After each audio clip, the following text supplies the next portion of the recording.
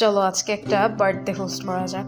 আসলে এই বার্থডেটার জন্য না আগে থেকে আমি কোনো প্ল্যান করে রাখতে পারিনি, কারণ আমার একটা খুব ইম্পর্ট্যান্ট এক্সাম ছিল। বাট এক্সামটা দিয়ে আসার পথে আমি হচ্ছে আর কি বেলুনসগুলো কিনে আনি। অ্যান্ড দেন বাসায় আসার পর রাতের দিকে আমার রিয়েলাইজ হচ্ছে আমি না ক্যান্ডেল কিনিনি। এখন ক্যান্ডেল ছাড়া তো একটা পার্ট টেন কমপ্লিট থাকে, তো পরে বাসায় দেখলাম আনাচে কানাচে কিছু ক্যান্ডেল পড়েছিল, সেগুলো ক্লিন টেন করে সেটা ইউজ করেছি।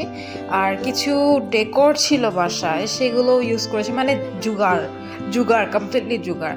আমি বেলুনগুলো ফুলিয়ে অন্য রুমে রেখেছিলাম, সেটা আবার যেই রুমে আর কি সেলিব্রেট করবো সেই রুমে এনেছি। আমার বিড়াল তো বেলুন প্রথমবার দেখছে, সে দেখে খুবই এক্সাইটেড অ্যান্ড খুব সুন্দর মতো খেলেছে সেটা নিয়ে। এর মাঝে আমি কেকটা আনিয়ে নিয়েছিলাম। কেকটা ব্ল্যাক ফরেস্ট ছিল, এতটা টেস্টি ছিল বলার বাহিরে। আমার ইনিশিয়াল ডেকোরেশন প্ল্যানটা এরকম ছিল যে একটা ওড়না দিয়ে আর কি একটু আঁকা বাঁকা তার করে একটা সেট আপ দিব, আর সাথে কেকটা মাঝখানে থাকবে, আর সাইডে একটু ওই যে শোপিসগুলো রাখা থাকবে জাস্ট ফর দ্য লুক।